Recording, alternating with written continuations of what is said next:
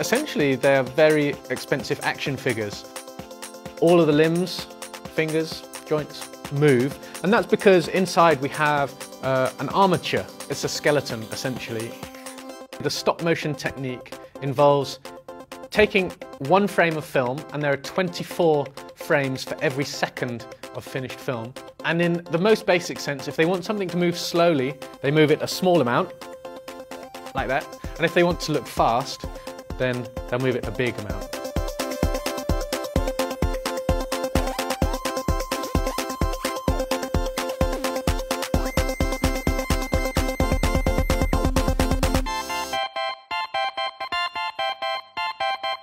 Stop motion by its very nature stops action, and it can look a bit kind of jittery and jumpy. But in this scene we wanted the action to be frantic and frenetic. The rigging department came up with this amazing solution. They attached a little rig on kind of rotating wires to just a hand drill.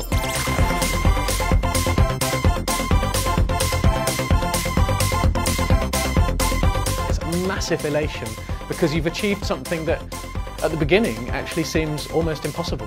When you set out to make a movie like this, and I think it's the same for any big project, you kind of almost can't see the end.